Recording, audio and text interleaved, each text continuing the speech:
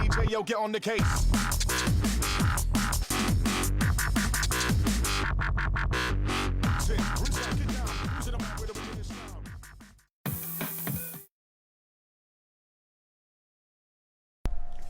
And you are right. Haha, sweet as not. Right. You good? I'm good. Right, sweet as not. We'll give it a couple of minutes and see if anyone else wants to join. Do anyone in there in a minute? There's 12 people watching. Evening. Can anyone give feedback on the picture quality?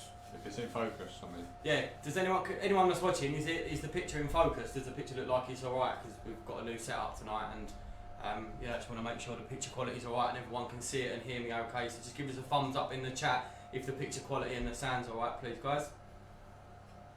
Nice one.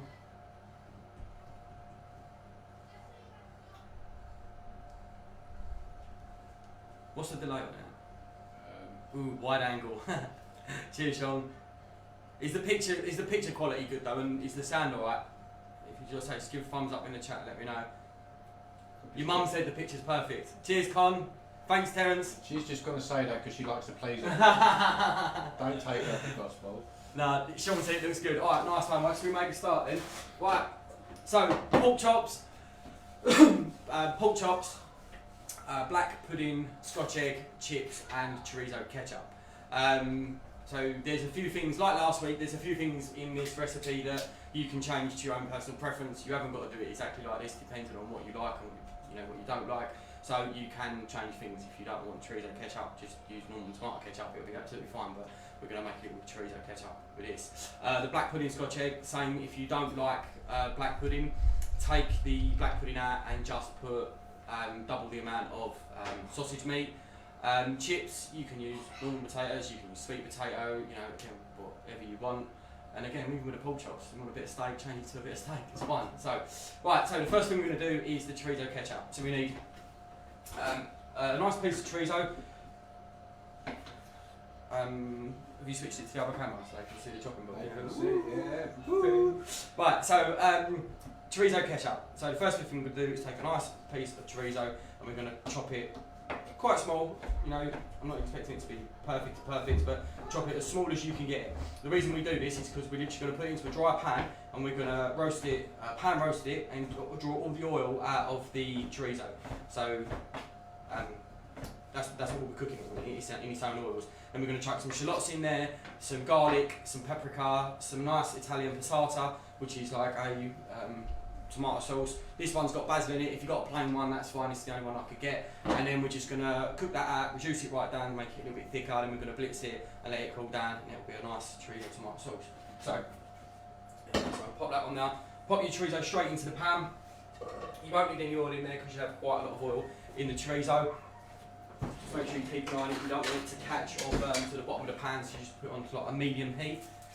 And then the next thing you need is a shallot. You're only going to need half a shallot or half an onion.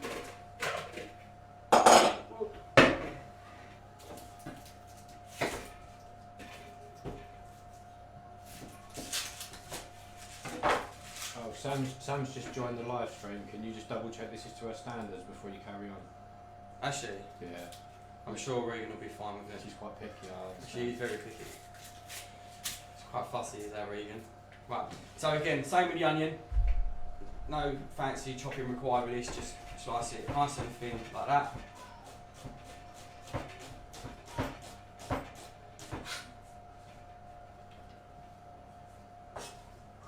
Get as close to the root as you can, don't waste any. Is that in the way, is it? No worries. Right there, you're going to need a bowl of garlic. Again with this, if you want to add a little bit more garlic, make it a bit more garlicky, not a problem. Give it a little bash with the back of the knife, peel all the skin off. And the same with this, you ain't got to chop it up too fine, you just crush it with the back of the knife, that'll be absolutely fine.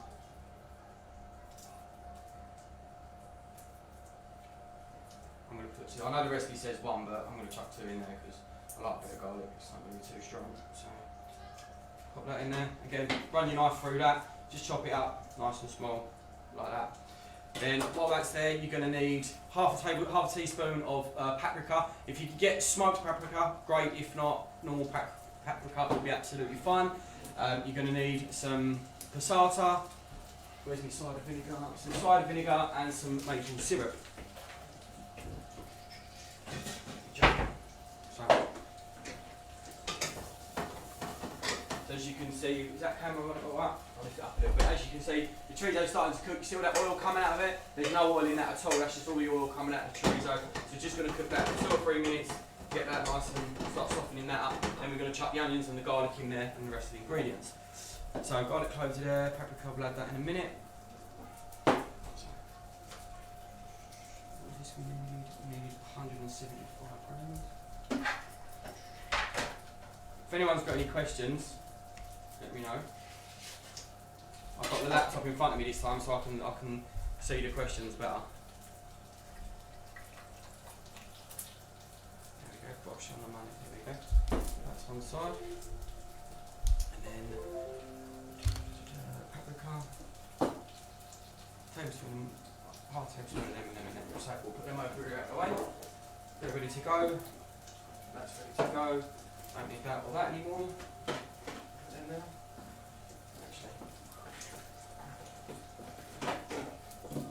Chuck the shots on the garlic in here so they're out of the way. Right, so while that chorizo's cooking, like I say, keep an eye on it, don't let it burn to the bottom of the pan. Just to get it's just starting to roast off like that. Don't get too much colour on it or you don't want to burn it. And then what we'll do is while that's cooking, we'll get the potatoes ready for the chips. So I've gone for a nice Maris Piper. Can't beat a nice Maris Piper. You know, do a nice all-rounded chip. You can do a bit of everything with them, to be honest. I did put in the recipe that you only needed. The recipe that I posted, I made a tiny mistake. That was for 4 portions, so 4 pork chops. That was enough there to do 4 of everything. The only thing I did wrong is I only put 1 portion of 200 grams is enough potatoes for 1 person. So if you are doing this for 4 people, change the 200 grams of potatoes to 400 grams of potatoes. Right, they're starting to colour now, so we'll chuck the shallots and the garlic in there.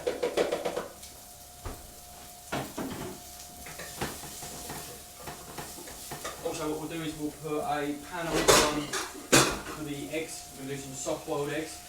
Put a pan of water on, start bringing that up to the boil.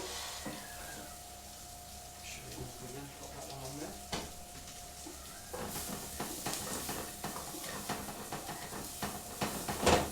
That's that one done. So with the potatoes, we're going to do chips. So we're going to put them into a pan. We're going to bring them up to the boil, simmer them for, I don't know, 6 to 8 minutes until they're just starting to go soft inside, and then we're going to drain them off. What's that, Sam? Oh mate, that really, yes. Sam, in the comments, Ready Steady Cook, we done a competition a few years ago. We was given a box. We had, I think it was like an hour to go through this box of ingredients, come up with a couple of dishes, and then Ready Steady cooked it. And it was fun. I think, did we finish 2nd or 3rd, Sam? It was quite close, wasn't it? So yeah, that was quite good fun. So yeah, anyway, chips. You can cut these whatever size you want. If you want nice skinny ones, then put them in the water, cook them for less. Me, I like nice chunky chips. So these sort of size potatoes, you're just going to cut them into 3 like that. I don't need to show that camera, that one can see it, can't it? Right. You know, nice big wedgies like that. They don't have to be monstrous, they don't have to be too small, but again, cut them to the size you want. Once you've done that, bung them in a pan. Just going to cover them in water, bring them up to the simmer. So bring them up to the boil and we're going to simmer them. You don't want to boil them for, you don't want to boil them because they'll go a bit, you know, they'll be all overcooked on the outside and still hard in the middle. So we're just going to simmer them for 8 minutes. We're going to take them off and then leave them to drain, and we're going to pop them in the oven with some coconut oil and yeah, just roast them off like a jacket potato. It was 2nd, Sam. It was half hour. Yeah, it was a few years ago. I think it was 2016, something like that, wasn't it? So with your potatoes, just cover them with water. Nice amount of salt in there. Don't be shy with the salt.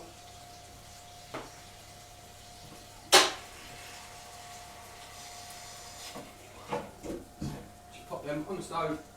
Steve, can you move that saucepan? Put it on the little one for me. That's it. I'll put that on there. And then we will turn that one up to full. That's it. So chorizo ketchup. Once you've cooked this for another few minutes, 8 to 10 minutes to cook that, and then we're going to add the passata, the vinegar and the maple syrup and bring that to the boil. So, passata goes in. So be careful, it's going to boil a little bit, make sure you don't splash yourself with it, give that a little stir. Turn the heat down a little bit as well now, because you want to reduce it slightly, but you don't want to boil it or burn it.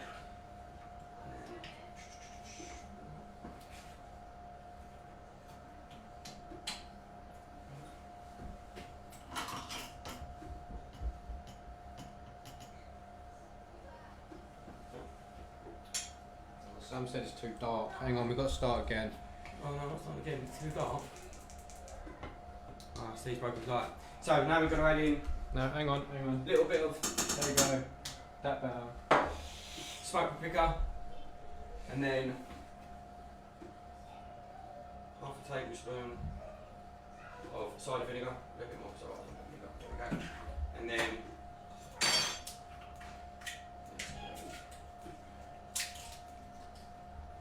half a tablespoon of the maple syrup, pop that in there. Then we're just going to let that simmer for about 15-20 minutes on a low to medium heat. Just simmer it nice and slowly. And then we'll give it a blitz. I've got a new machine, Steve, can you see this? Can you see my new machine? I borrowed it off of my mother half's mum, so I've got that for foreseeable until I get my own one.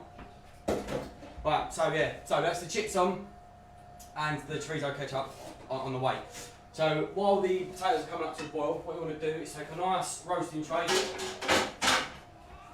Going to put a nice big spoonful of coconut oil in there, and then just pop that in the oven. I've got my oven set to about 180. What this will do is this will get nice and hot. So once we drain the potatoes off, get them drained off really, really well. Pull this out of the oven, chuck the potatoes in there, and they'll start roasting straight away. Nice hot oil. So pop that in the middle of the oven. Right, so I've got the pan on for the eggs. We'll do them once that water's come up. So I've got a pan of water on, a little bit of salt in there. We're just going to bring that water up to the boil, and then we're going to drop the eggs in there for about 4.5 minutes. And as soon as the timer goes off, we'll take the eggs out and just run them under cold water, stop them cooking straight away, and then we'll peel them, and we should have famous last words, a nice soft boiled egg. And when that's done, they're nice and cold. We're going to make the sausage meat and black pudding mix, and then we'll literally wrap that around the egg, roll it in some almond and oat flour, onto a nice roasting tray in the oven. Normally I'd do a Scotch egg, you do it in breadcrumbs and you'll deep fry it. You know, deep frying's not great, breadcrumbs, you know, gluten, all that nonsense, but a nice bit of oatmeal and almond powder, you know, lighten it up a little bit. So, do that. Right, so yeah, so fill in for the Scotch egg mix. So I couldn't actually get I couldn't get just a packet of Cumberland sausage meat. So I got Cumberland sausages. So literally just going to take the skins off these. I've already measured these out as well. This is enough. So take the skins off the sausage, and then you've got Cumberland sausage meat. So pop that into a bowl. Take them off. Might need to put this in the blender. Might be alright. Might smash up nice and thingy. Black pudding. I just got a nice bit of black pudding from my sons. Same with this. Take the skin off. Peel all that off, and then just crumble. Break that up into the. You know what? I think I will put this in the blender. Actually, I think it will make it a bit of a nicer mix. So yeah, equal amounts of sausage meat and black pudding. Again, something like this is something that you can add all sorts of stuff to. You're making a Scotch egg. If you wanted to put a load of diced onion in it, you can put diced onion in it. You can put parsley, herbs, spices, whatever you want. You know, experiment with it, mess about a bit. You can add pretty much whatever you want to it. Me, sausage meat, black pudding, keep it nice and simple, nice little bit of salt. That's it. You know, I'm not going to fanny about with it too much. It's a Scotch egg at the end of the day, do you know what I mean? Oh yeah, shit, I forgot about that. Got to remind me, Steve, cameraman, yeah? Tell me how to move. There's the front right there. One more. So yeah, I am going to actually bang this into the blender. I've got a new toy I want to play with it. So all you're going to do with that, you can just get a fork, mash it up, mix it together really well, make sure it's all mixed up, but I want to play with this, so I'm going to give it a go in here. So yeah, chuck that into your blender, hand, fork, spoon, smash it up. Steve, this might be a bit noisy. that going to be alright? Well, mute it. It's deafening. That's not too bad, is it? What? I can't hear you over the really noisy blender. Can they see? Really want to see that blend.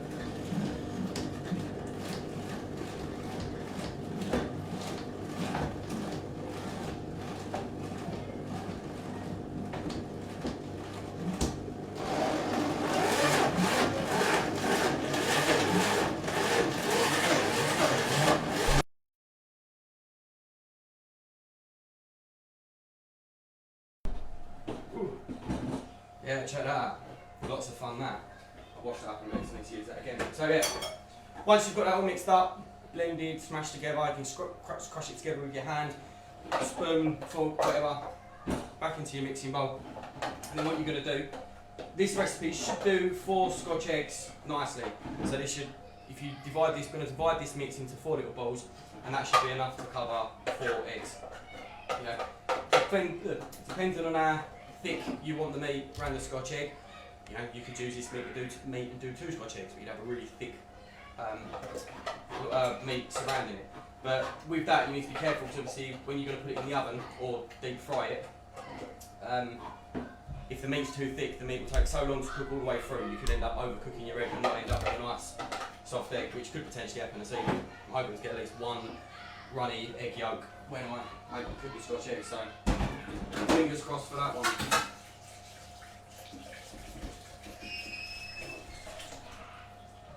Just rinse the hand quickly.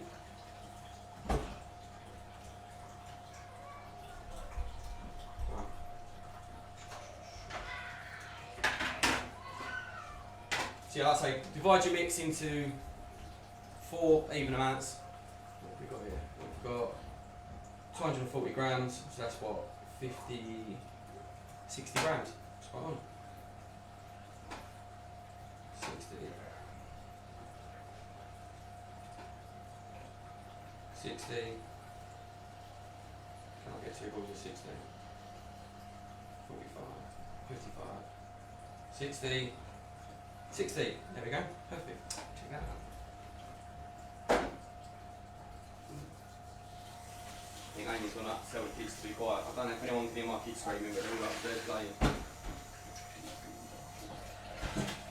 Alright. I'm just going to rinse this up quickly, because we are going to use this again to make the Chorizo ketchup. So in the meantime, keep an eye on your ketchup, keep stirring it, make sure it's not catching to the bottom. Just going to pop a lid on this to bring these up to the boil quickly, and this water should almost be ready to boil. I think next time I'll put the water on sooner. Yes, Sam, you are fussy. You always like pain in the arse. But that's why we love you, Sam.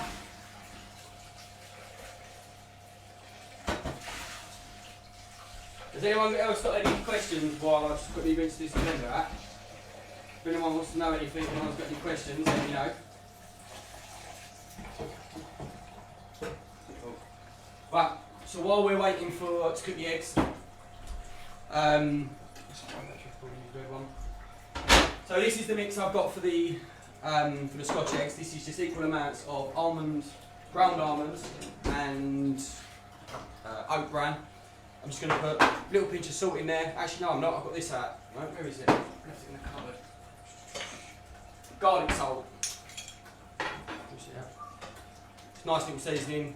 Garlic and herb salt, you know, nothing special really, but it makes a little bit of a difference, but I like using it. So, a few twists of that in there. I'm just going to mix that up nice and evenly, and then once the Scotch eggs are made, we'll crack an egg, mix it up, and we're going to do something called a panne. Normally you do flour, egg and breadcrumbs. I'm not going to bother with the flour because I'm trying to keep it a little bit, you know, not too many naughty things in there, gluten free and all that. So we're just going to roll the Scotch eggs in the egg, and then roll them into this, put them on a tray, ready to roast off in the oven. And they should take about 8 to 10 minutes in the oven.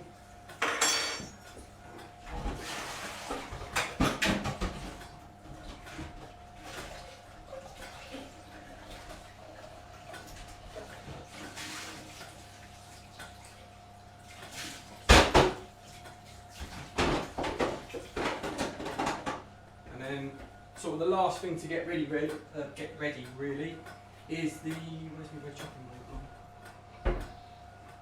Where'd I put that red chopping board, Steve? No idea. Am I going nuts? Nice there, I've got a blender. Oh, the blender you just washed up. No, that's the brown one. I had a red chopping board. Oh, this is going to be one of the things to post in. I don't know, I'll just turn it over. Right, so yeah, so the last thing to kind of prep really is your pork chops. Now if you go to most supermarkets or even your butcher, you can get them to cut your steaks, pork chops, whatever to the size you want. So I actually got these from Morrison's. I asked them to cut them at about 150 grams. So we've got nice 150 gram pork chops there.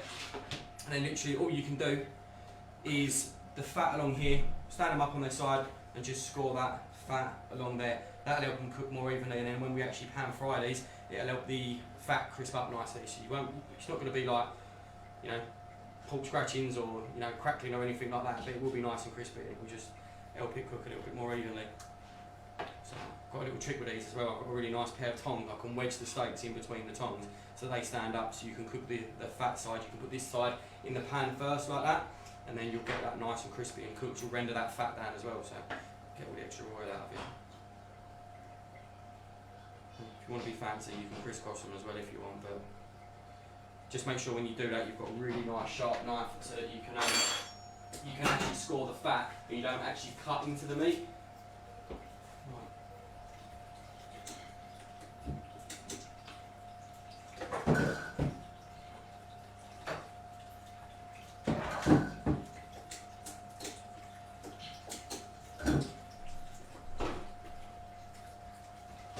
Any other questions? Am I double dipping, Richard? Probably, actually. That's not a bad idea, actually. I might double dip them. So what we'll do is we'll go from the egg into the almond and oat bran mix, then back into the egg, then back into the almond mix. So you get a nice thick crust on them. So I'm going to roast them off. Yeah, it'll be nice and crispy. That's a good idea, Richard. Who taught you that, Rich? Who taught you that, Chef? That's back in the day. I used to work with Richard quite a few years ago, and I think it was like once a fortnight we used to do katsu chicken at the place we worked at. So it was 250 chicken breasts. Can we do that next week? Do katsu chicken next week. We'll get to that in a minute. So yeah, I think it's every other Friday, or no, every other Thursday, we used to do katsu chicken. So we're getting 250 chicken breasts, and we had a pane, double pane, 250 chicken breasts on a Thursday afternoon. So that was quite a lot of fun. So the water has come up to the boil. Where is the rear left? It should be alright. So what we're going to do now,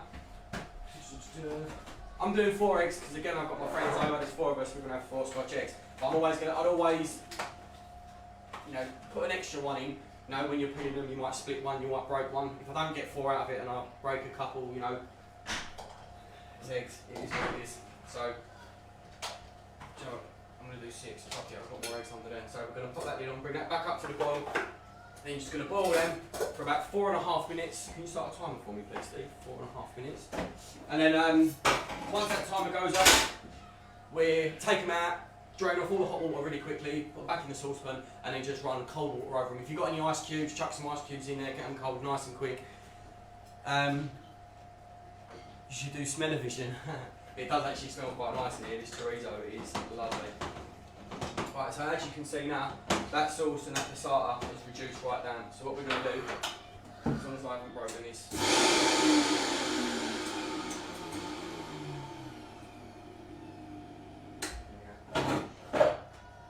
nice and clean. So what we're going to do, while this is hot, carefully transfer this into your blender.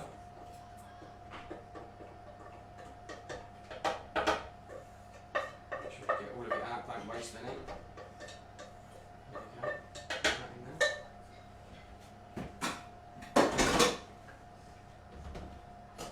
Make sure you keep an eye on your chips to make sure they don't, like I say, they don't boil. You just want to bring them up to a simmer.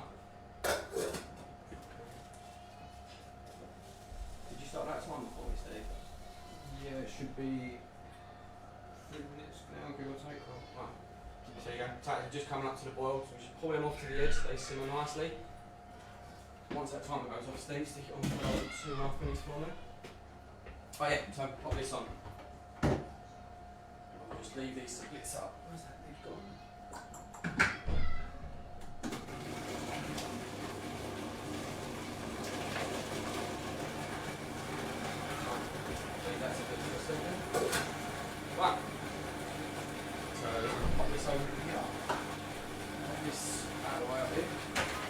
Up in that cupboard in the corner, Steve, there's some greaseproof paper. Can you just grab me a sheet, please? It'll be underneath all the boxes of sandwich bags. It'll be like a box of greaseproof paper. Oh, Steve, I found that red chopping board. Red chopping board. Underneath my roasting tray.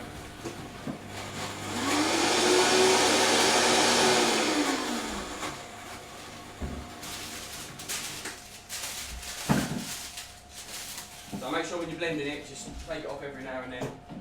Down off the sides, and it will start to go like that. You know, it'll be a nice tomato ketchup. If you think you've reduced the sauce too much, you can just add a little bit more of a passata to it, top it up with that. That'll make it a little bit wetter, and then carry on blitzing it. You know, again with the chorizo and stuff like that, unless you've got a raw chorizo, you know, one that's not been cooked, which is fine, you can do that. It's never going to be a completely smooth. It's not going to be like smooth like tomato ketchup. If you want it smooth like that, blitz it longer, pass it through a sieve or a chinois, and you might get it nice and smooth. But it's chorizo ketchup. You don't want, you know, never lose anything. So it doesn't need to be like silky smooth. Leave that blitzing for a little bit longer. Get it boiling away. That's it. I love Scotch eggs with Steve. It's Steve, Scuba Steve. No, Neil, this is not Scuba Steve, this is my other friend Steve. Scuba Steve is living in Australia nowadays, and I haven't actually spoken to him for a little while, but stick your head in the camera, Steve. Say hello to the world. Hang on.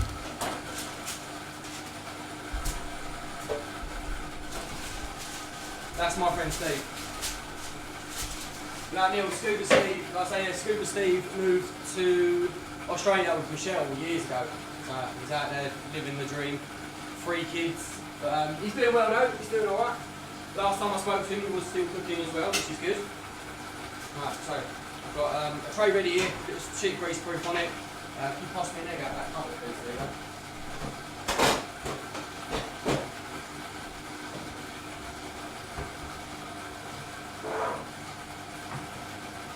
When you're doing the soft-boiled eggs as well, if you've got nice fresh eggs, you know, they will boil nicer and get a nicer cooked egg out of them.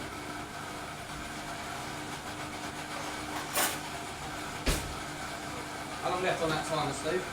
Yeah, quick now, and 2.5 minutes now, yeah? Well, that's 4.5 minutes for those eggs. So, just take 1 egg, maybe 2, mix that up. That's ready to roll the Scotch eggs in.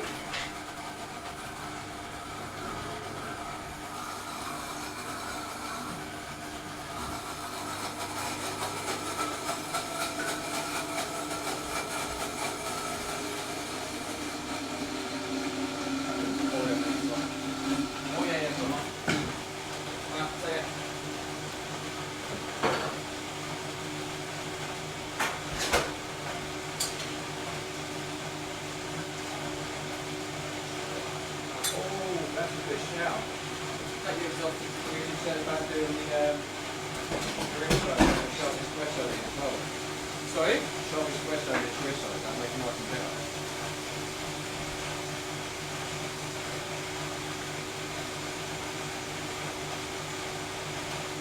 I don't know what I'm putting it in, to be honest. When we serve the chorizo ketchup, we do this dish in the brasserie at work. When I serve the chorizo ketchup in that, we serve it in these little copper pots and we serve the ketchup in that. But no, I don't think I've got anything like that.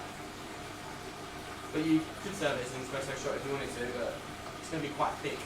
But I suppose you could make it a thinner one. On my sink, sorry.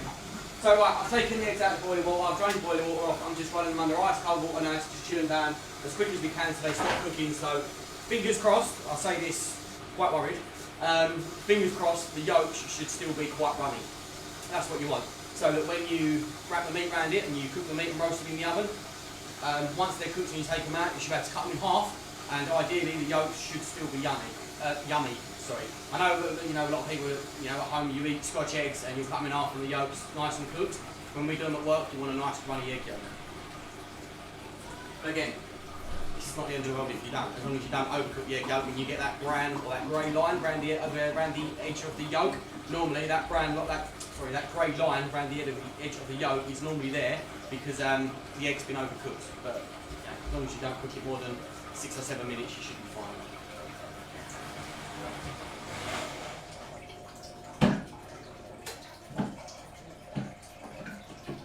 So as you can see with this blender, see that? Where do I move it? There we go. So it's getting nice and thick. You know, you can do a bit more to it, you can blitz it more, you can blitz it less. That's lovely. Blitz that for a little bit longer. Go on with that.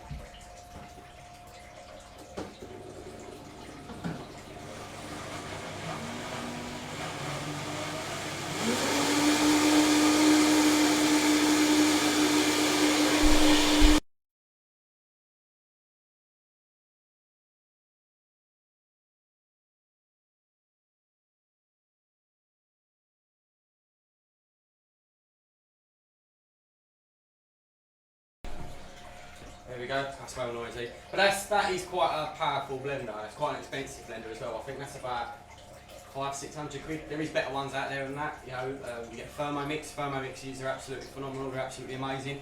They're about they're about £1,100. But the Thermomix does everything. You know, you can put the bowl in the machine. You can weigh on it. Heat on it, it heats stuff up to different temperatures. If you wanted to, you could fill the jug up with water and you could use it like a water bath and you could sous vide cook in it. You know, there's programs, it's got a touch screen on the front like an iPad. You can, you know, you can upload hundreds and thousands of recipes on there. It'll give you the recipe, it'll give you the shopping list. It's a proper bit of kit, you know, if you're not cooking much at home because you haven't got space and time and stuff like that, these Thermomixes do everything. They're absolutely phenomenal. So, definitely look at getting one of them. So, take the eggs out, moment of the truth, how are they going to peel? Because this is always the bit where the egg will go a little bit shit. If you peel it and it all falls apart and breaks up, you end up with a cack egg. They're really, really soft. So carefully, just a little bit at a time, peel the shell off, make sure you don't take too much of the white off. If you do take a little bit off, again, it's not the end of the world, we're not looking for perfection here, it's not Michelin style Scotch egg, but just be careful not to take too much of the white off when you're peeling it. Again, if they're nice fresh eggs, they should peel reasonably easy. So far, so good.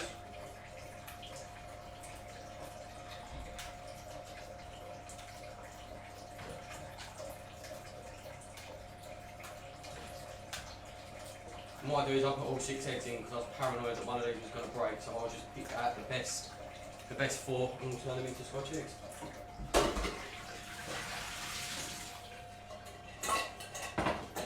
That time I'm going off for the chips. 15, 20 seconds. Right, so what you'll do with the chips is that in the camera? Yeah.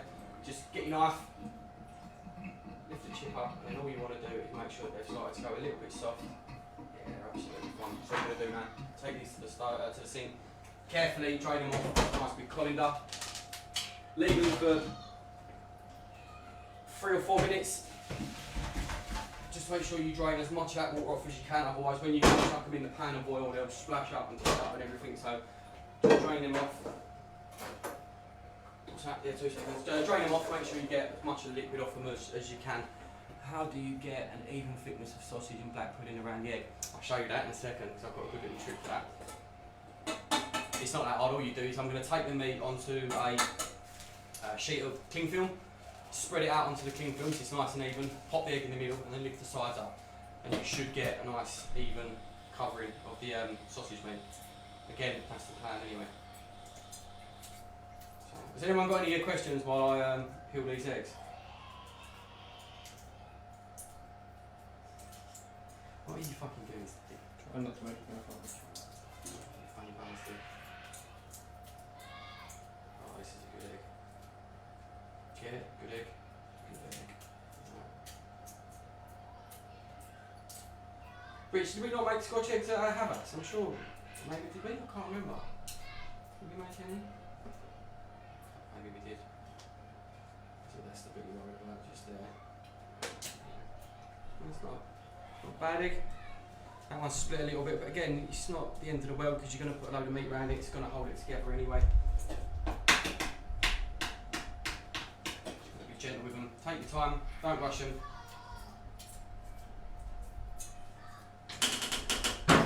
Ooh.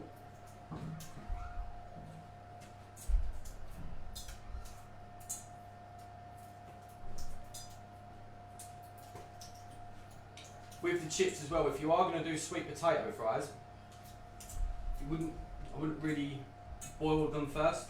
If you're going to do sweet potato, I would just do the same with the oil, get the oil in the stove, heat them up, but put the potatoes in there raw. They might take a little bit longer in the oven, but I wouldn't boil them first. The sweet potatoes could tend to go quite mushy if you boil them first. You'll probably be fine just popping them straight in the oven and roasting them off like that.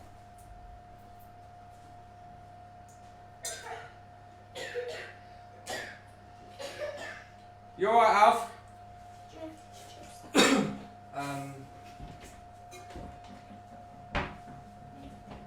It's alright.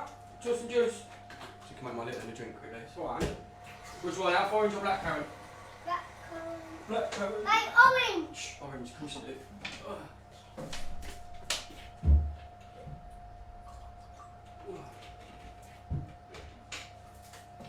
There you go, mister. You got to come and say hello to everyone though. Oh, you haven't got to if you don't want to. Party for my brains. Go on, mate. Watch that. Careful.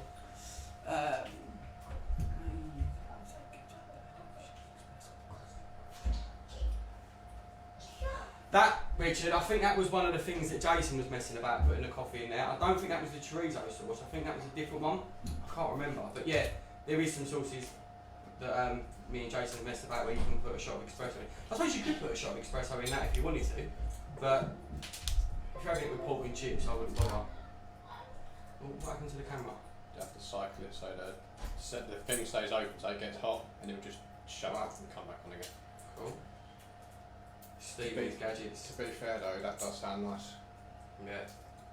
That'd be like insanely bitter, but with the chorizo, wouldn't it? Well, no, you'll be surprised because there's quite. You've got the vinegar in there, which will even the flavour out, and then you've got the maple syrup in there, which will add a little bit of sweetness to it. Ooh. I reckon we should do a poll on Instagram. Sorry. Do a poll. Well, actually, yeah. Going back to what you said earlier, Steve. Next week is the last. I'm going to do this again next Thursday, but that's the 17th of December. This is the last one I'm going to do this side of Christmas. I'll probably start doing some more in maybe January, middle of January. But has anyone got any ideas or anything they want to see? You know, last week, you know, I've done the curry because a few of the guys that I go to the gym with suggested a nice simple curry. I'm doing this dish this week because, you know, a few of the lads like pork chops and stuff like that. But if anyone's got any suggestions of anything they'd like to see and stuff like that, if you want to put them in the chat or if you want to message me after or something like that, I'm going to put a few ideas up maybe tomorrow evening or over the weekend. There's some possible ideas to do next Thursday, and then people can vote on them, and then, you know, whatever one's the most popular, I'll do that next week. But if anyone's got any ideas of anything they'd like specifically like to see, you know, even if it's something that, you know, you do at home but you want to improve it, or it's something that you've tried to do before and not got it quite right, I'd ask people like braised meats, like, you know, dishes like that. I'm going to try and avoid doing stuff like that at the moment. It's just because some of the braised dishes that I do at work and that I've done in the past, we braise the meat overnight. You know, I could do a two-parter or something like that where, you know, one day we do, well, that's probably not the best thing, one day we do all the prep and go through everything that needs to be done, and then we can cook it overnight and then come back to it the next day. But I can look at doing something like that. But like I say, if anyone's got any ideas or anyone thinks it's something that might be a good idea to do, you know, remember I'm doing it at home. I haven't got loads of gadgets and stuff in my kitchen. You know, I'm trying to keep it as simple as possible without, you know, it being boring.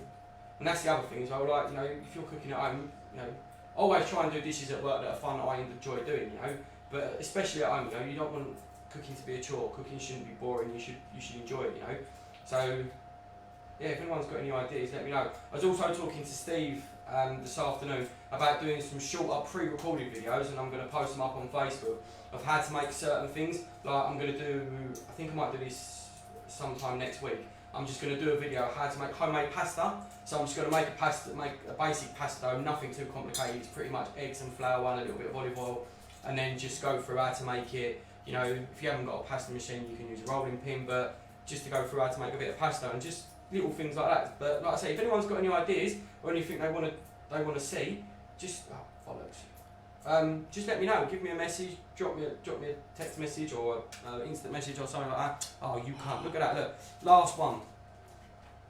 Good That's job. why you do a spare egg. That's why you always do a spare egg, right? Anyway, get rid of all the shells. Have a little clean.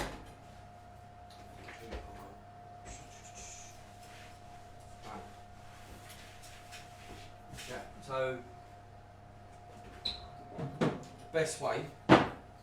Alright, while we're doing this, I'm so hungry watching beef Wellington. That's a good shout, Neil. I could do a beef Wellington. That's not a bad idea. Can you do it without the bottom getting soggy though? Yeah, right. Anyone that wants to make a beef Wellington and your bottom goes soggy, there is the easiest solution to that. The tray that you're going to roast it in. So if I was using this tray here to make my beef Wellington, I'd have my beef Wellington on the side ready to go. I'd put this tray in the oven for about 20 minutes first, and then when I'm ready to cook the beef Wellington, slide that onto the hot tray. The tray's already going to be roasting hot, so it's going to start cooking it straight away. One of the reasons your Wellington will go soggy is because it's on a cold tray. You put it into the oven on a cold tray, it's all going to start cooking around the outside. That bottom's going to take longer to get the heat. By the time that does get the heat, all the juices and everything from inside the Wellington are going to sink to the bottom and make that bit go soggy. And obviously the other reason why people's Wellingtons will go soggy is you're meant to seal off the beef fillet first. So what they'll do is they'll seal off the beef fillet, take it out of the pan, put it straight onto their puff pastry and then roll it up straight away. If I make a beef Wellington, I'll seal that beef off and I'll leave that for 20 minutes to rest. Let it completely rest. It almost goes cold before you make the beef Wellington. That way all the excess juices have already run out of it, won't make your Wellington soggy. The same with the pancakes. Make sure your pancakes are quite dry. Your mushroom mix, if you're putting mushrooms in it, once you've cooked them, make sure they're really dry mixed. Your spinach, if you're going to put a layer of spinach in it, blanch your spinach, take it out, make sure you squeeze all that juice out of it so you remove as much juice of it as you can. And your bottom shouldn't go soggy. Right, so yeah. Ooh. Let's push that table a little bit. Yeah. Pan of oil should now be nice and hot. Take that out. Chuck the chips in there. Always do it away from yourself so you don't splash any oil on you. That's it. Chuck the chips in there. Give them a nice little shake. Make sure they're all nicely covered in oil. Turn them all over, make sure they're all coated in the oil. At this stage you can put a little bit of salt over them as well, just season them a little bit. Again, with the seasoning and stuff, you know, it's your preference for the salt. Put as little or as much salt on there as you want. Just remember, you know, you can't take the salt out once you have added it. So things like sauces and purees and stuff like that, always check the seasoning as you're going along. Always taste it before you add too much salt. So give that a little season. You can always add more, but You can always take it add more. away. Yeah, I could. I don't think I'll do a beef Wellington. I don't think I'll do the beef Wellington next week. That's quite a lot. That's quite a lot to do. I could do a beef Wellington, but I think we'll do that sometime next year. I think it might be a little bit too complicated for people at the moment. There's a lot of people who, you know, said to me, you know, that don't do a lot of cooking at home. And beef Wellington's quite technical, and the thing with beef Wellington is always it can be quite expensive. You know, you could use a cheaper cut of beef, but if you're going to make a beef Wellington, ideally you want to use something like a beef fillet, a nice cut of meat. If you use something less than that, it's not going to be amazing, but that's definitely one for the list, definitely. Right, so Scotch eggs. Oh, look at the mess I've made with that puree, she's going to do another. So yeah, Scotch eggs, the way I do them, you know, if you're, you know, just pick the meat up, flatten it out in your hand, pop the egg in the middle, just make sure you get it nice and even around there. You can do that, but a good way of doing it, if I move that camera. No, I'm just getting a better angle. What are you That's doing? a funny angle, I'm doing it here, yeah. So, roll your cling film out like that. Make sure it's nice and flat to the work surface. Some bubbles underneath it. Take your first bit of mince and just push that out nice and flat.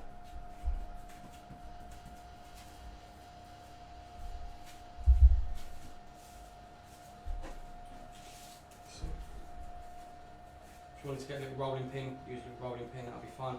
So spread that out, and what you want to do is carefully place your egg in the middle, bring the cling film up like that, and the idea is it should almost completely encase the egg like that.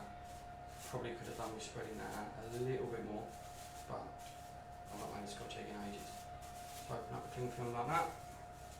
And all you're going to do is just gently spread the meat around the egg. Obviously try not to pop it. There we go.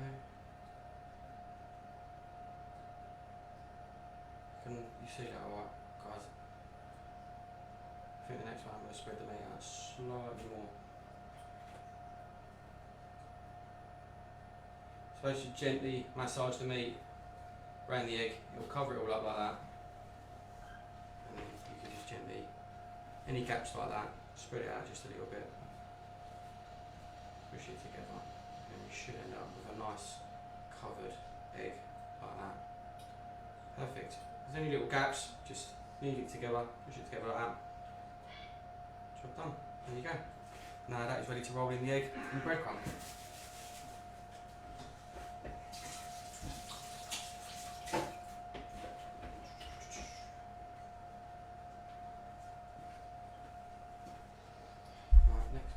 The girls are taking the mick because you said I'm going to massage my meat.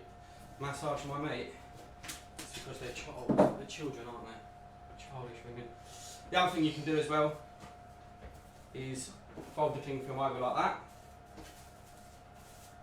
And then, if you can use the cling film as the rolling pin, you can just gently spread it out like that. There we go, that's better. So then, once it's, yeah, that's much more spread out. Peel the cling film back off of it like that. And that, what egg are we going to use here? If we use this one, should be even better now. So when you pull the cling film up like this, it should pretty much completely cover it. There we go. Peel the cling film back.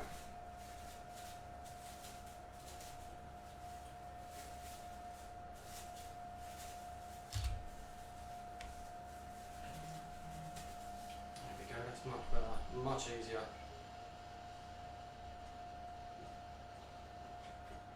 See that there? Can you see that okay, guys? Is everyone alright? See it? Spread it out like that. Bosh. There we go. Number 2 done.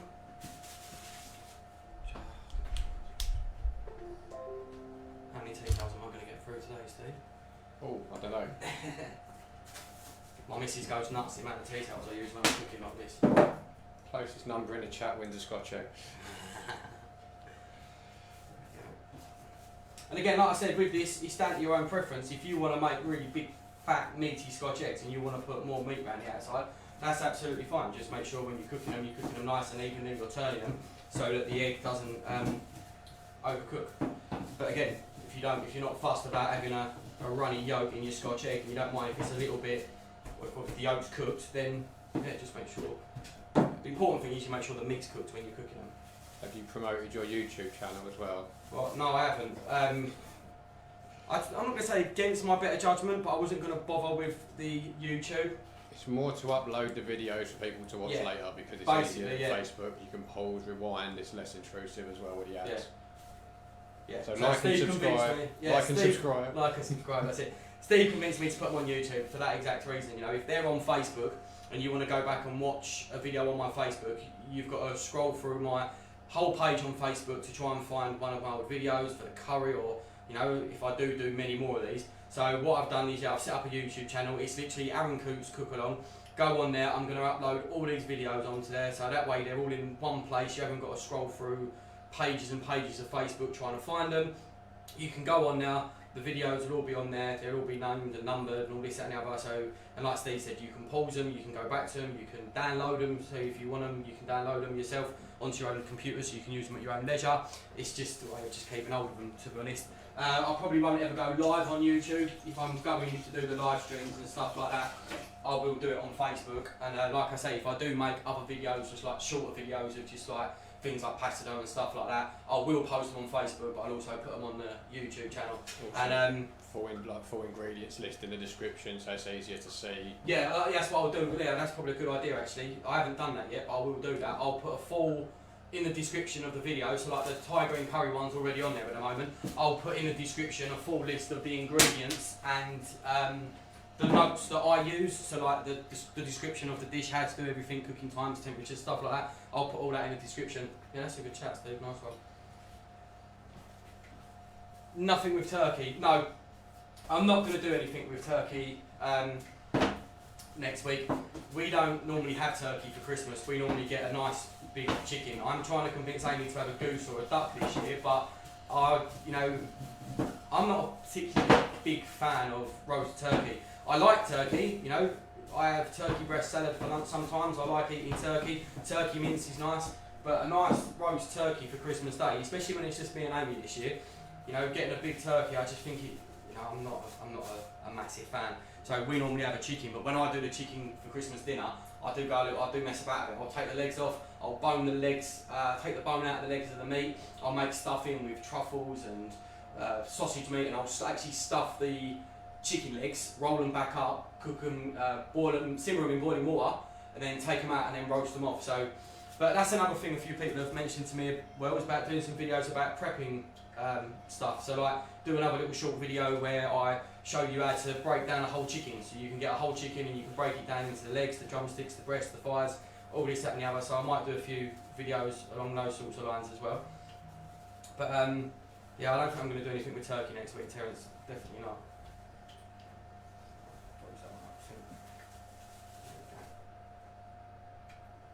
So if your eggs split a little bit, just be careful when you're wrapping it up. Right, 4 Scotch eggs, done. So we won't pop these in the oven just yet. The chips, if they're nearly done, you can always drop the oven down with them, they will still stay a little bit crispy. But what we'll do is we'll start sealing off the pork chops and then we'll pop these in the oven once we've sealed the pork chops off. But I'm going to have a little tidy up first because I've got shit everywhere and it's driving it all. Does anyone else have any other questions they want to ask?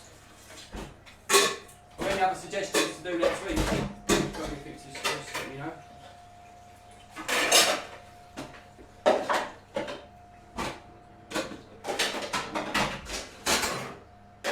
It's not really made much difference, but it's made me feel better. Right, so now we're going to roll these in breadcrumbs. So, excuse me. So make sure you're going to do, again, very carefully. So we're splitting that one, we'll do that one first. Roll them into the egg wash. Make sure they're all nice and coated. The breadcrumbs are going to stick to it anyway because of the meat, but just roll them into the breadcrumbs. The egg just makes it a little bit. And make sure they're all like these ones. That's it. Then drop it back into the egg mix again. Make sure it's all nicely coated. Oh, I know. This is going to be this will be a tester once.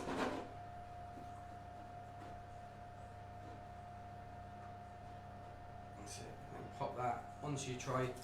And that's ready to go. And obviously if you was using breadcrumbs, exactly the same, pop them on a tray so they're ready to go. And then obviously if you was doing them with breadcrumbs, you could deep fry them. You could do them in the oven as well. You could shallow fry them if they're quite good, you can shallow fry them, but doing them in the oven will be absolutely fine.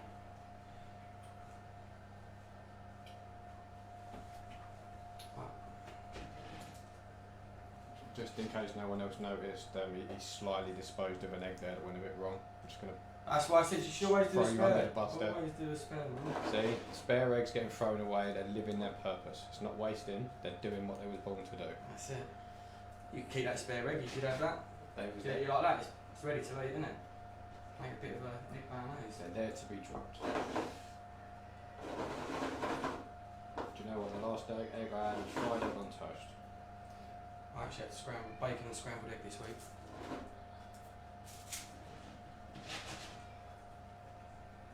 So it's alright when you're panning something like this and you're only doing a couple. You imagine doing 250 chicken breasts, you have to wash your hands every couple of minutes. Well no, saying that, what we do, when we was doing the chicken breast with Richard at work, you'd have 3 of us doing it. So one of us would be flouring the breast, then putting it into the egg. One of us would be egg washing the chicken and then adding it into a steamer tray so that the excess egg would drain off. And then someone else would be rolling them in the breadcrumbs. The idea being, 1, you can smash through them, and 2, you don't end up with like big chunks of panning on the ends of your fingers, which if anyone has done panning will know that that's fun. I bet you've got hands with foul after that. Fun that you are, Steve. You stick to the camera, mate. I've got Steve on here as well. How you doing, Steve? You alright? So Mr. Hippolyte and Mr. Terence, 2 gentlemen that I used to work with at Deloitte, who I greatly missed, may I add.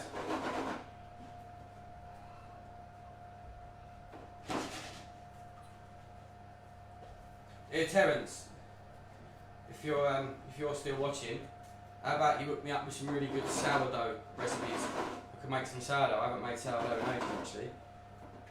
Could go one further as well, Terence. You could hook me up with some of that amazing starter dough you've got, because I killed mine a couple of weeks ago. Right, so once they're all breadcrumbs, pop them to one side. And like I say, they are literally ready to go in the oven now. They'll be, once the start sealing the steaks off, we'll pop them in, make sure the chips are nearly done first, so you can just pop them to one side. And yeah, ready to go in the oven. Have a little tidy up, get rid of anything raw, anything messy, have a little clean down. And then I think in a minute, we'll wait for those potatoes to nearly be done. And then we'll start sealing off the pork and getting that ready. Panay train, yes, that's it, Richard, panay train. Gotta love a panay train. I'm definitely not going to be one of those people as well that's like, you know, promote me, but if anyone wants to share this on their page, if you think you've got friends that might be interested, then by all means you can share it, stream it, share it on your profiles or your Facebook or whatever, you know, if you think people might be interested in this sort of thing, then that would be great. I appreciate that as well, you know. Right, so yeah, let's check the potatoes in.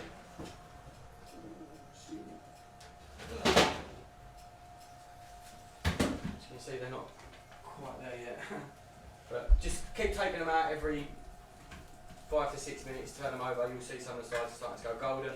Just make sure you're flipping them over, make sure they're nicely coated in oil. I won't bother seasoning them anymore. Taste one at the end. If you think it needs a little bit of seasoning, you can season them just before you serve them. Yeah, that's it. Get them back in the oven. Turn it up a little bit. I've got my oven on 200. So yeah, that's pretty much where we are, guys, until the chips are done. Once the chips are done, we'll get the pork chops in. Got a nice thick bottomed frying pan. And basically what I'm going to do is I'm going to get this reasonably hot, and then I'm going to stand the pork chops up next to each other like that, just to get them nice and seared, so you get a nice colour on there, get that nice and golden. And all we're going to do is flip them over, seal them off both sides, and then once they're both sides are nice and golden, we'll just keep turning them every couple of minutes. If they're not too thick, if they're this sort of thickness, you shouldn't need to put them in the oven. You should be able to just cook them all the way in the pan. If you're a little bit worried that they're still a little bit under, you can always pop them onto a baking tray, chuck them in the oven for 3 or 4 minutes. That's absolutely fine if you're a bit worried about them being slightly undercooked. But you know, I've worked in places before where, you know, prime cuts like that, you've got your loins and your fillets and stuff like that. I have known people to serve pork, you know, medium, so it's a little bit pink in the middle. As long as it's a nice cut of meat, it's not like chicken where you can absolutely not serve it medium at all. But, you know, duck, beef, stuff like that, lamb, you can serve it pink. You know, I wouldn't have it really, really pink, just slightly pink. But this lot won't eat like that, so I'm just going to cook them all the way. Like I say, if you keep turning them, you can cook them all the way in the pan. How's One London Bridge? Is that where Steve's working? One London Bridge. Terence, are you back at work, yeah, chef? Or are you still off at the moment? Right. Has anyone else got any other questions they wanna ask at this point? Like I say, it's not quite as crazy as when it was last week. That curry there was quite a lot to that. I thought this week we'll just take it a little bit simpler. Maybe next week we'll do something a bit more complicated. But yeah. So we'll do a look at this chat. So as you can see, I did add a little bit more of the tomato sauce to this, just to let it down just a little bit. But as you can, this camera, yeah, as you can see, oh god, I can't work out what I'm going with this one. There we go. As you can see, it is a lot smoother. In fact, I'll take that out there. You can actually, no, I'm leaving. I'm gonna heat it back up on that then. But you can have this hot, you can have this cold. You know, once you've made it, take it actually down, it's nice cold, put it in a nice airtight container like a kiln jar or something like that, or vac pack it if you've got one of them, but it'll keep for a couple of days. You know, if you wanted to put it in a small bag, you can freeze it, but yeah, you can have it hot, you can have it cold, it's not a problem. I'm going to have it warm for this just because, you know, we're cooking. So, pork chops, front right, put this on a medium heat to start with. Heads up now, while I'm cooking these pork chops, it might get a bit smoky in it. If my fire alarm does go off, I don't want no smart ass comments, but I do apologise in advance. I have to open the front door if it does go off. Yeah, obviously I'll mute the audio as well. Yeah. Is anyone gonna come, guys? Talk to me. Ask me some questions. And if you're watching this on the replay and you've got questions, if you're watching this at a later date and you've got questions, then message me. Ask me some questions if you want any tips or tricks or anything like that. What's your favourite episode of Friends? What's my favourite episode of Friends? Pivot. Did someone actually ask that? No, you said ask me a question. I know Terence said about the sourdough. I haven't made sourdough in a while, to be honest, Terence, but I did have a really nice starter dough under the stairs, but over the year of craziness, it kind of died a death. So I think I might even actually start a new starter dough. I could probably do an episode of that, teach people how to make starter dough. But if anyone would be interested in making sourdough breads or anything along those sort of lines, then let me know. We could probably do something like that. Same with desserts as well. If anyone knows how to make any cakes, we could do that next week if you wanted to. Yes. Would anyone be interested in learning how to make a chocolate fondant? So you know the little chocolate cake when you cook it in the oven and you cut into it, and as you open it up, all the chocolate oozes out. Is that something people would be interested in? We can make fresh custard. You know, it's not quite as healthy and as diety as I'm doing at the moment. But if people would like to learn how to do that, or we can make a healthy dessert. I don't know. But again, guys, hit me up with what you would be interested in watching and what you'd like to do, or what you'd like to see. I'm up for doing anything as long as we have a bit of fun doing it, and I can do it at home. Right, cool. Sweet as a nut.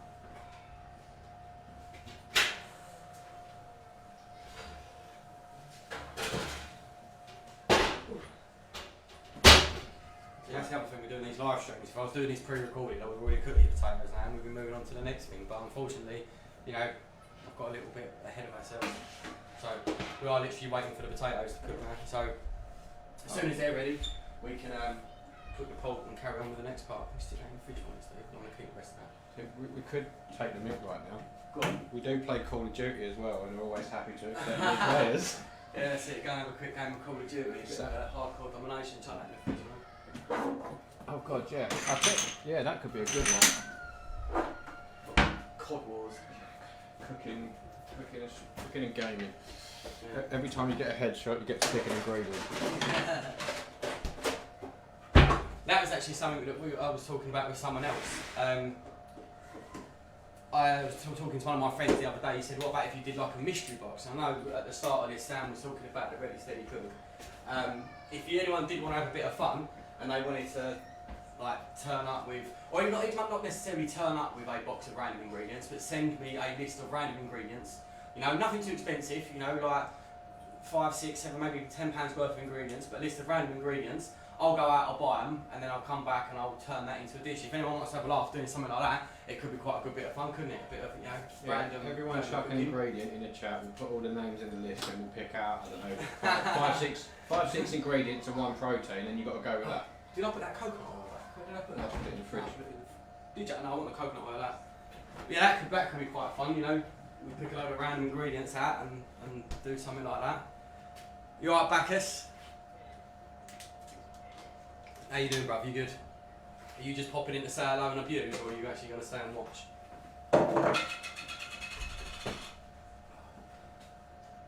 Get that too hot.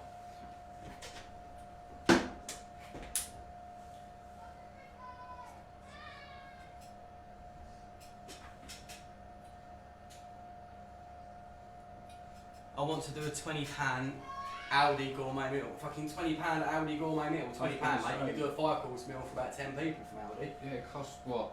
11 quid to do 5 of us. Yeah. That's including the meat. I'll tell you what, Neil. If you want to give me a list of ingredients from Aldi for 20 quid, and you want to create something, let me know.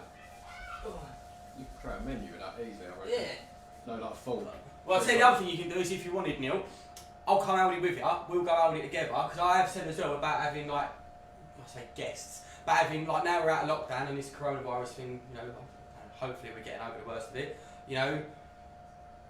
coming round and doing a meal with people, teaching people, so you can come round and do something together. So if you wanted to, come round and learn something specific, we could live stream it, you could come round and I'll teach you how to do something. I had a few people saying about doing like a lasagna, even something as simple as that, but I could do it from scratch, so we could make the cheese sauce, make the bolognese mince mix, and then we could make the pasta, roll it out and make a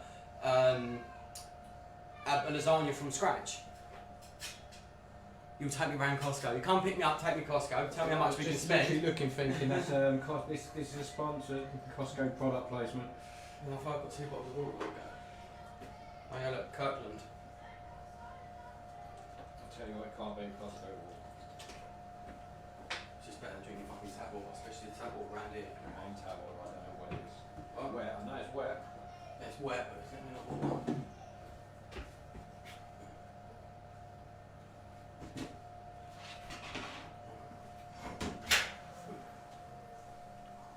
Steamy.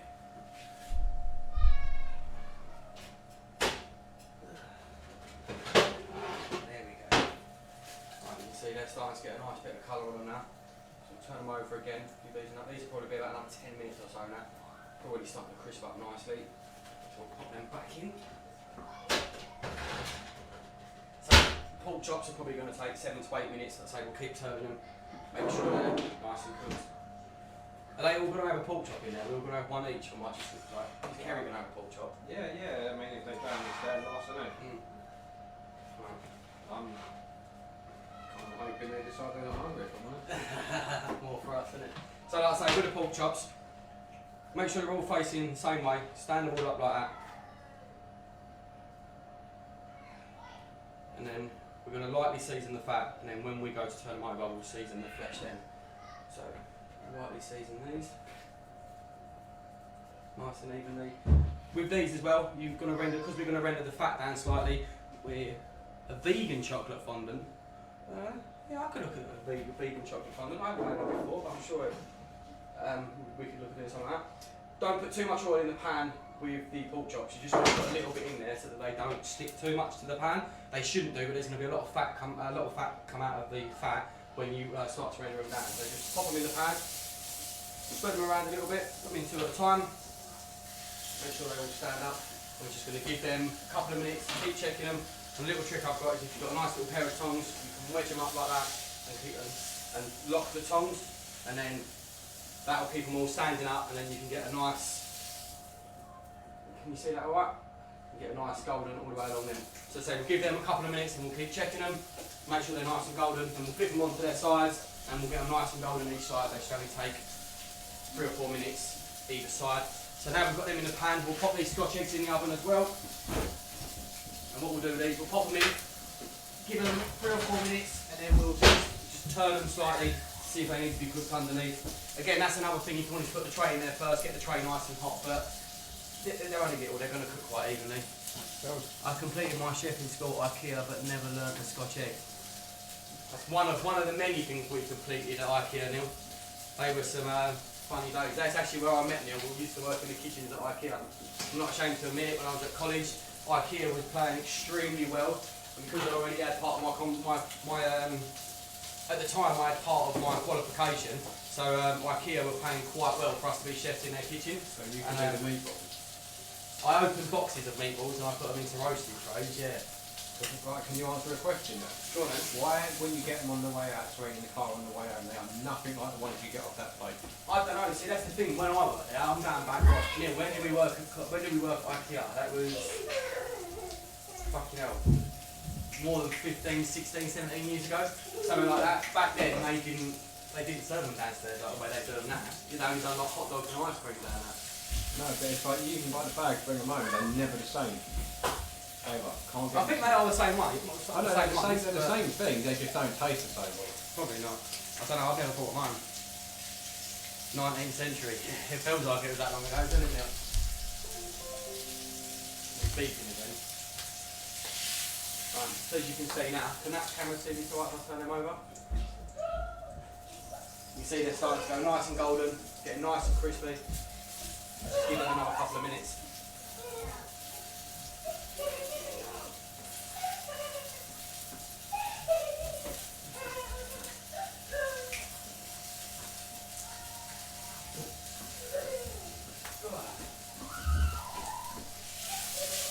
Okay, just keep moving them around the pan, make sure they're not getting too dark. You know what else? Go on. If you want to do a challenge, Yeah, go on. cook without using electric or gas.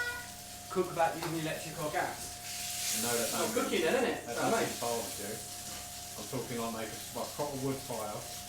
Nah, well, backwoods cooking, I used to do that when I was in the Scouts, a bit of backwoods cooking, we used to light fires. I remember one time we was on a camp and we did this challenge, you had to boil water in a half an eggshell, so you had to build this tiny little fire. Yeah, we could do that, we'd go out into the sticks, build a proper campfire, a bonfire, and do some cooking on that. What we do is squirrel or rabbit. Squirrel or rabbit? Lovely bit of squirrel. Right, so once they're nice and golden on there like that, what you can do is just flip them over, so they're all one side like that. Make sure you give them a nice season. Flip them over.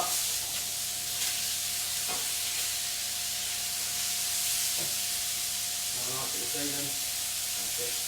And like I say, you're going to give them a minute and a half each side. Flip them over again. Just keep turning them so they're nice and golden. And we're just going to take them off and we're going to leave them to rest for a couple of minutes while we mess about with the potatoes and the Scotch egg.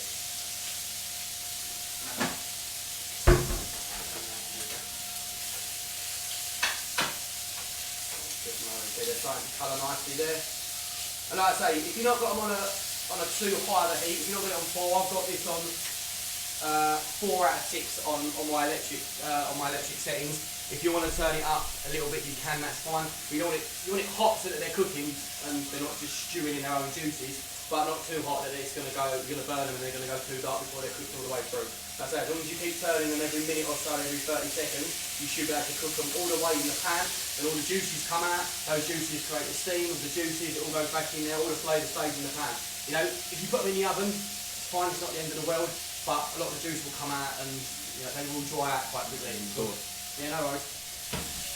Yeah. But like I say, it's always important with the meat when you do seed it off first. You've got a really nice hot pan, so you get that sear on there. The idea of seeding meat off like this is you keep all the juices and all the moisture inside the meat. You know, if you put it into a cold pan and bring it up slowly, you're just going to stew it. There is a few exceptions with that, like if you're rendering down duck breasts, you want to put them into a raging hot pan, you put them into a medium heated pan, just so you can start rendering that down slowly, but then when you do want to get a nice bit of colour and see them off, you want that pan to be nice and hot, you want to keep it nice and hot. The idea is don't move the pan about too much and don't move the meat about too much. There we go, they're getting well nice and coloured now.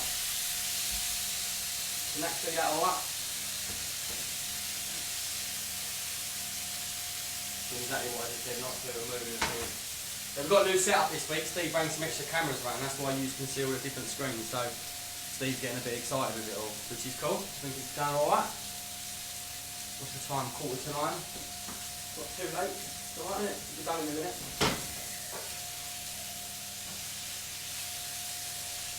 Obviously, if you're doing this on gas as well, you know, the difficulty with sometimes with electric is if I've got it on full and I turn it down, it takes a little while to cool down. With the gas, turn it down, the heat's gone straight away. Don't get me wrong, if I could have gas up here, I would. Right, let's check these chips quickly. There we go, look at them. Can you see them? Look, getting nicely coloured. Keep turning them over, make sure they're not getting too dark on one side. Give them a little shake, a little turn over now and then.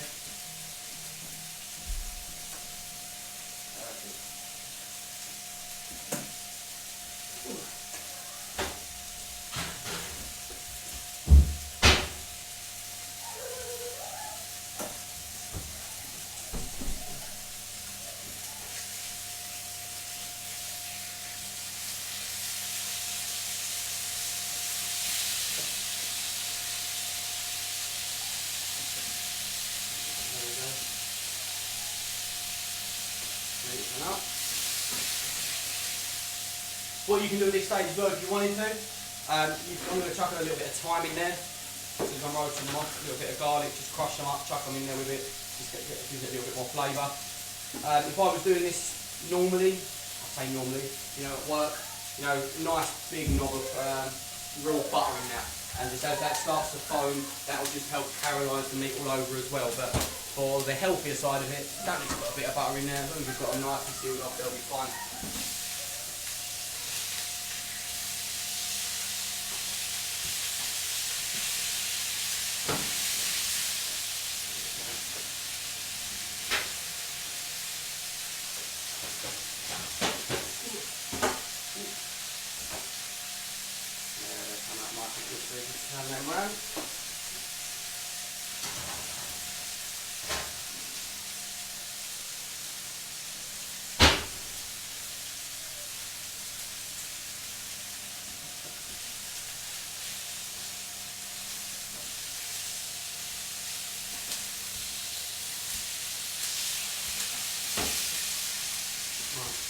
All good?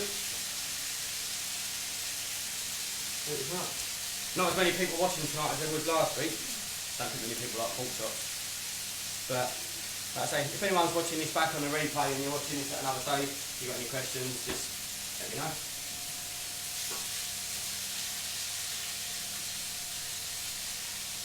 Right, I think them pork chops are almost done. We'll give them another minute either side.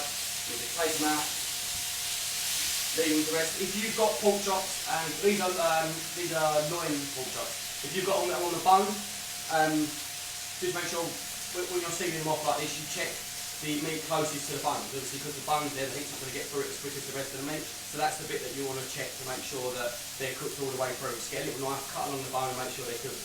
But take the bone off, you won't have that problem.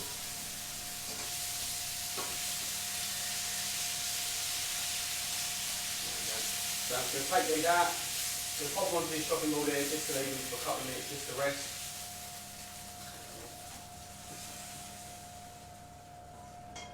Look at them, beautiful pork chops. So, in the meantime, I'm going to bang this puree back on just to get it hot again.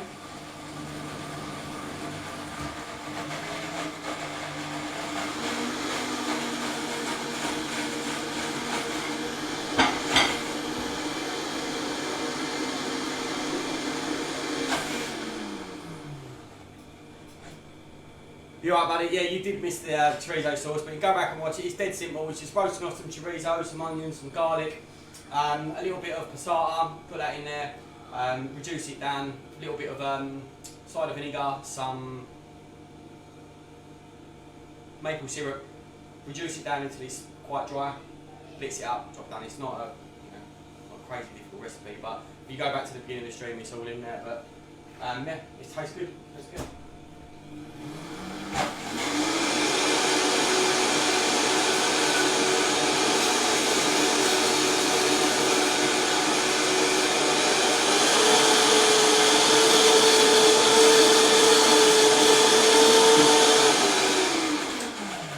Oh mate, that blender is savage. That's so fucking noisy.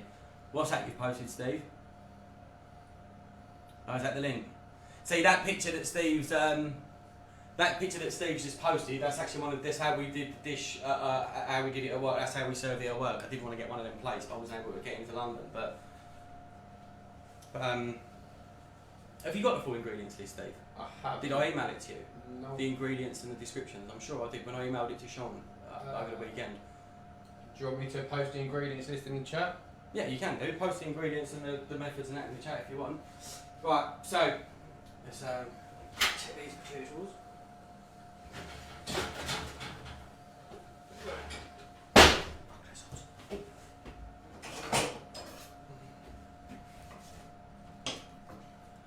Look at that, nice. You see that? Nice fluffy potato. Give them another minute or so.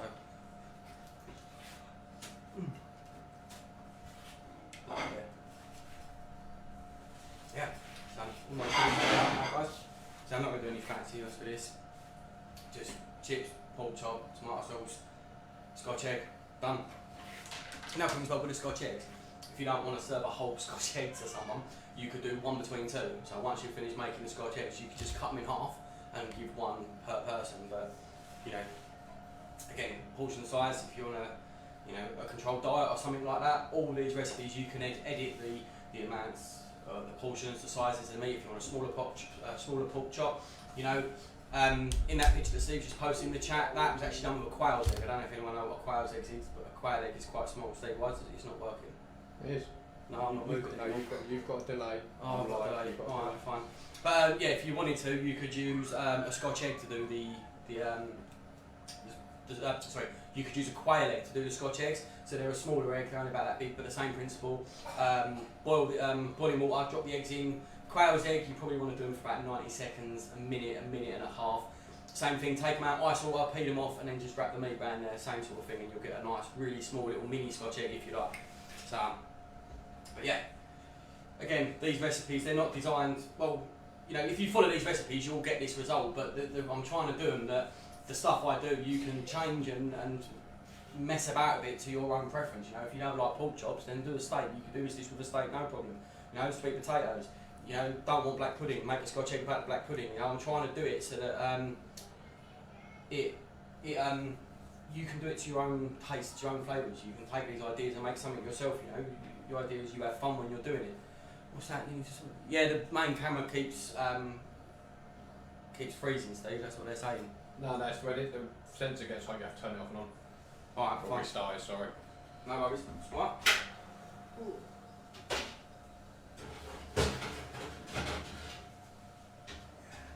Oh no! Looks like one of my Scotch eggs has popped. So that's a good sign here. Don't you mean one of their Scotch eggs have popped? Yeah. So the yolk has started to come out of one of the Scotch eggs, which is a good sign because it's running out, which means the yolk in the middle is still soft. It's not the end of the world, but again, Scotch eggs, I can't remember the last time I made a Scotch egg, but like I say, you've got to make sure that meat is nice and coated random, you know, take your time, have fun with it, you know. If you think that your soft-boiled egg's a little bit soft, give it another minute in the boiling water before you take them out and put them into ice water. So again, it's not the end of the world, have fun with it, guys, you know. That's what I say to everyone that says, oh, you know, cooking, you know, it's really hard. Cooking in some of the places that I've worked, when you're cooking for like 150, 200 people in a very short amount of time and they're having a lot of food, and it's, you know, cooked to perfection, precisionally, then yeah, it is quite hard. But stuff like this, you know, cooking at home, it shouldn't be difficult. Cooking at home should be fun. You know, time to spend with the family. You know, if you're on your own, you know, you want to eat healthy and stuff like that. You know, like so many people say to me, oh, I don't eat healthy because it's expensive and hard work. No, it's not. It's not. Eating healthily and eating smart and eating well is not expensive. It's only expensive if you go out to Waitrose or, you know, you buy all the branded stuff and you buy all the expensive food and stuff like that. But, you know, healthy, good food doesn't need to be expensive and it doesn't need to be difficult to prep, you know. So anyway, got any questions? Let me know.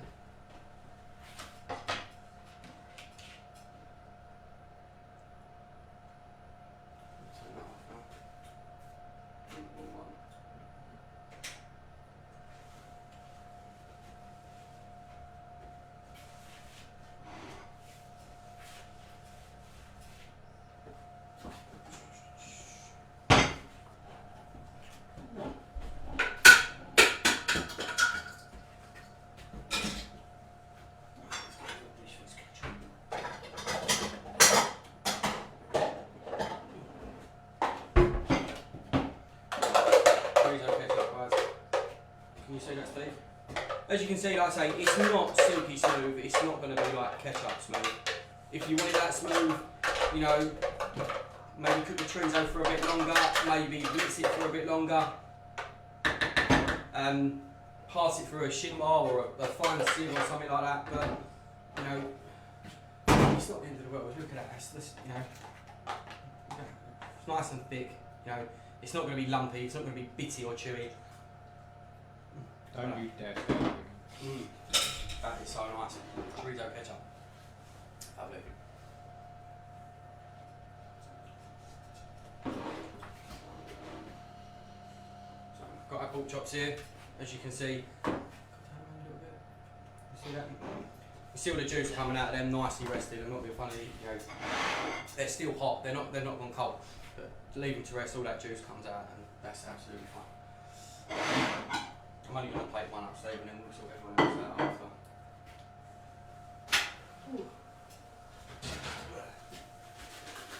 There we go, look at them bad boys. Homemade chips. See, when we do these chips at work, we call them triple cooked chips. So what we do when we make them at work, same thing, we'll either steam them, what's that? Oh, it's going too quick, what's it say? Definitely true about the local What's market. that? Going to your local markets and fishmongers and butchers has always been. Oh, absolutely, 100%. You know, even if you go to your local supermarket, if they've got a butcher or a fishmonger there, then speak to them. You know, but yeah, definitely going to your local fishmongers, your local butchers, your local shops and stuff like that, markets and stuff like that. You'd always get better deals with them, 100%. Absolutely, couldn't agree with you more. Thanks, Connie. Where's your veg at, chef? I've had a few people saying about doing a vegetarian dish. I could do some vegetarian dishes. I've got some really nice vegetarian dishes. I don't mind doing that. What's the perfect cooking and roasting time for pork chops?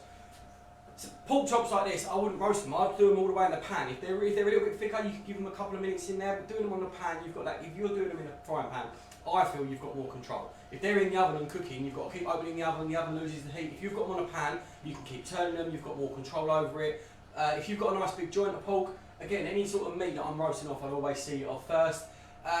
Cooking times, it depends on the size of the meat. It's not a difficult question to ask, but depending on how big your meat is and how big the joint is, depends on what the cooking time is for it. So I'd say if this was one piece of pork like this, I would have sealed it all off. I probably would have given it 8 to 10 minutes in the oven. Cut it in half, nice. But me, you know, meats and stuff like that, do it in a pan. Do it in a pan, do it in a pan. You'll keep control over it, you'll get it nice and golden. You can cook it all the way through as long as you keep turning it. And like I say, if it does need slightly pink in the middle, it does need a couple of minutes in the oven. It's not going to dry out too much because it will only be a couple of minutes. Right, so I'm just going to get these Scotch eggs.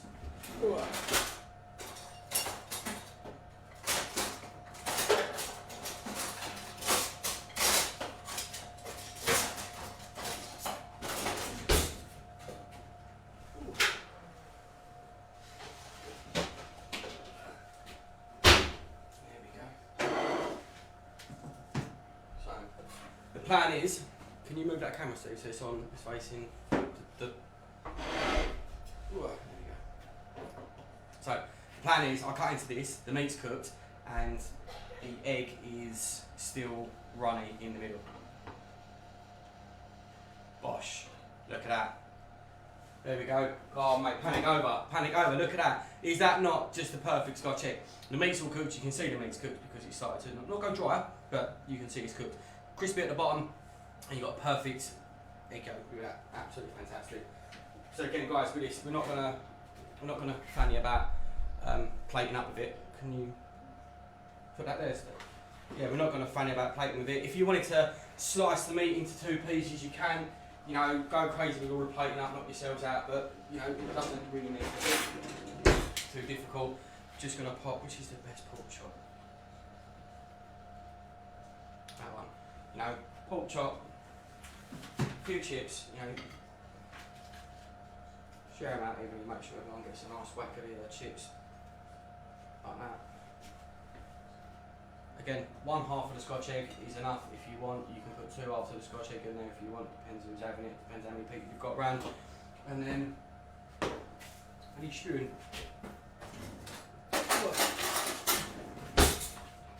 Obviously, put this in a jar in a bottle. Nice spoonful of tomato, Chorizo tomato ketchup like that, and that's it, guys. You know, pork chops, chips, black pudding, Scotch egg, and Chorizo ketchup. Done. You know, it's not crazy difficult. You know, again, the main thing for me is you guys take these recipes and you take these ideas and you have fun with them and you do something that you enjoy eating. You know, change the chips, change the meat. Don't put black pudding in it. Have normal tomato ketchup. Just get involved. Just get cooking at home, making stuff that's a little bit healthier. Think about what you're doing when you're cooking. If you're thinking that it's not too healthy, look at changing your oil. Simple things like coconut oil. You know, it just makes a bit of a difference. It's a bit healthier. You know, instead of deep frying your chips, roast them like that. You know, boiling them, got a little bit of oil in there. You know, a lot of people are buying them. What them machines called? They're like fry light machines. They're pretty good. You hardly use any oil. You know, but you can make a lot with the Scotch egg. There's no breadcrumbs in it. The Cumberland sausages that I actually got today were gluten-free Cumberland sausages. They had no flour. Excuse me, they had no flour in them. So this dish is gluten-free. It's healthier than normal cooking. You know, it's not full of oils and fats and stuff like that. And you know, it's going to taste great. So guys, I'm going to leave it now because I'm going to go and eat the rest of this because I don't want it to go cold and I am actually quite hungry. Again, if you're watching this back and you've got any questions or you've got any questions after this, can we get a zoom in on that plate, Steve? Can you zoom in a little bit on that? Yeah, one sec. It's getting too hot. Oh shit, I just knocked my fucking off. No, I'll use that. Where's the big boy? Up. Oh. Up. Bit more. Keep going. Oh look, my egg's falling off now. But there you go. Oh, fuck it. I'm going to have to change that now because it's going to do nothing. Put it in there. So we'll fix it in the edit. There we go. So yeah, you've got nice, perfectly cooked pork chop, chorizo ketchup, roasted chips, and a perfectly cooked Scotch egg with that runny yolk. Look at that yolk, look. Perfect. Right. But is this the part where you cut it and it's actually a cake? I cut it and it's a cake, definitely not. Right, guys. Again, any questions, you know, drop me a message, let me know. Thanks for watching, thanks for taking part, thanks for asking questions, you know, thanks for supporting. You know, it was, you know, wasn't easy to decide to start doing this. I was quite nervous about it, you know.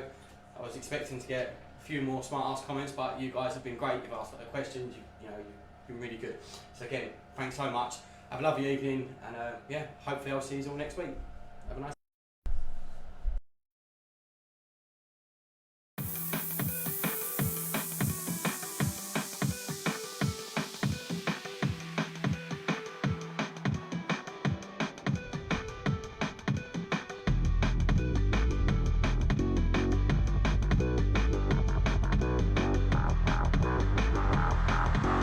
Now that way, are you ready for the bass? My DJ, yo, get on the case.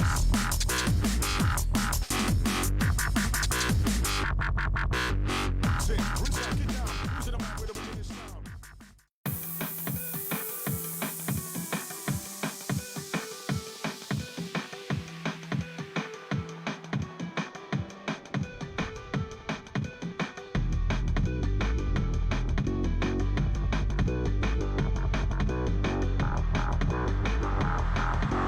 Now that way, are you ready for the bass? My DJ, yo, get on the case.